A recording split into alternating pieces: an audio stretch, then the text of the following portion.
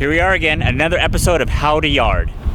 Alright, we scouted a local yard. We went on the Row 52 app, checked it out like we do daily. We saw something that was on there that struck our eye. It was a 2006 Acura TSX.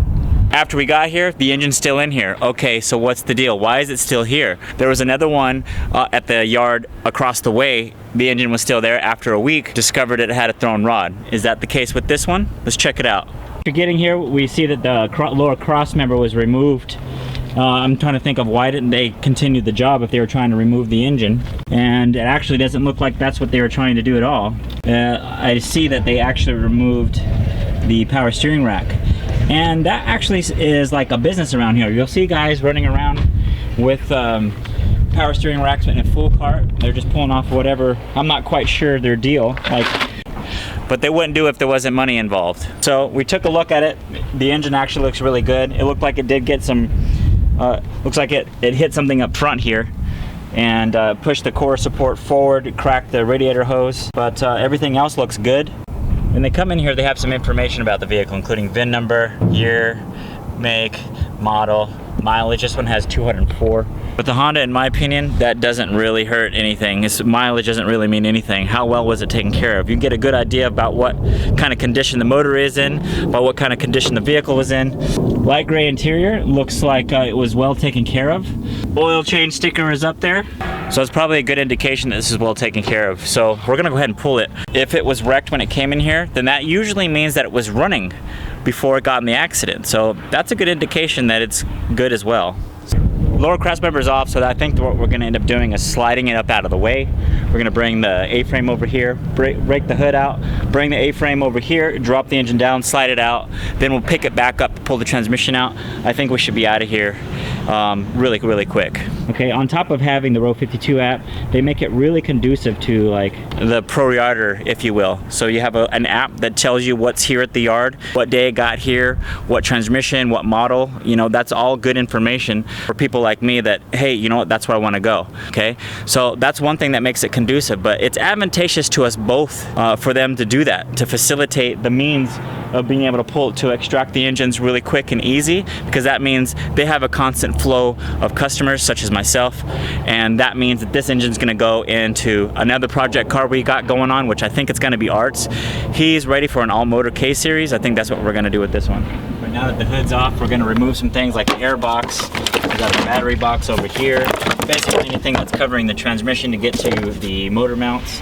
I believe I'm going to try to save the engine harness if it hasn't been hacked up yet, but it's starting to look like it was right here, so maybe won't worry about it so much. If there was anything I did want to save, it was the charge harness, and that looks like it should be hacked up, so we're not going to worry about it so much. But there is one thing that I did do right away, which I'm going to show you, and that was the air intake temperature sensor.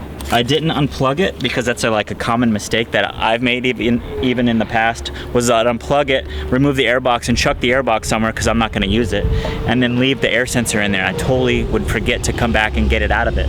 So what I did was I was trying to actually pull the sensor out of the tube, but then it ended up ripping.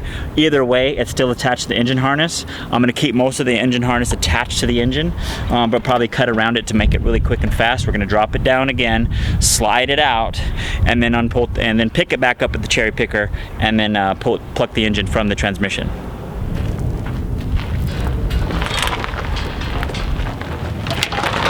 I believe we got about everything disconnected from the body from the engine, including wiring harness, charge harness. You know, this engine harness had already been cut, so we just kind of cut it free, cut some of the hoses that we don't need. I think a lot of the work was actually done before we even got here, so thankfully we have that going for us. So now we're gonna, before we load the A-frame, there's a quick trick that I don't know that I would have figured out on my own if someone didn't show me. If you pull the floor mats out from inside the car or some other surrounding cars, you could actually just lay them underneath the car, so you don't have to lay in all the stuff down there. Like, I don't think I would have figured that one out on my own. I don't know how many times I just laid in the dirt and the oil and made a mess of things when I didn't have to, when we have something like this to use. What we're getting to now is to remember to disconnect the automatic transmission shift linkage. Sometimes we get overzealous and get excited and just want to start pulling stuff, and then that thing end up getting hung up. We're gonna go down there right now and disconnect that, then we're gonna drop the engine. The last episode I showed you how we strapped a seatbelt around the motor mount, and on this version, on this swap, I'm wrapping it around the water neck.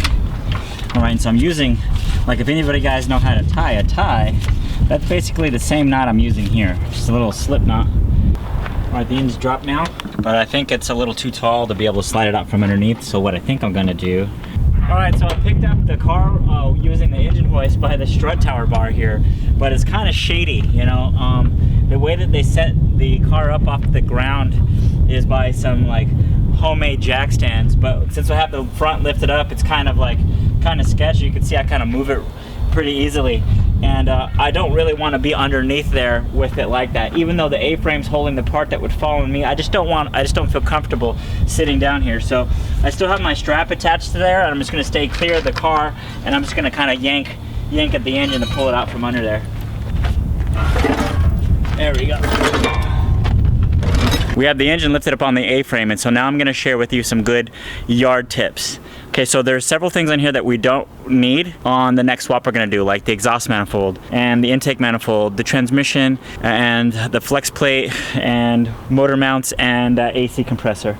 It didn't have an alternator, which I would have liked to have kept, but it looks like the starter is still there, and the starter is compatible with a manual transmission, so that might be something to grab if you don't already have one. If you don't strip the stuff of the accessories, they're going to charge you for it. So by removing this stuff, you're going to get away with the engine at least for a lot less than you may originally anticipated. Secondly, this intake manifold, we're not going to be able to use it because of the electronic throttle body, which is a fly-by-wire. And here's a trick that they might get upset about that I'm going to share with you.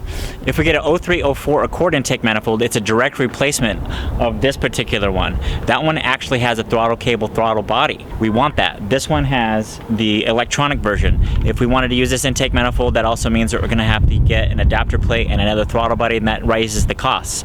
If we go get the Accord intake manifold bolted onto this engine, and maybe we can grab the alternator also, it sells as a complete assembly, and it would be a lot less expensive than having to come back later to get that. So that's one good tip for you guys out there that are thinking about doing this stuff for a living. So my attempt to strip the motor down, bring it over to the other yard, and then put the proper intake manifold on was an absolute fail. It actually took me a little bit longer to disassemble the accessories off of this block, and now we're out of time.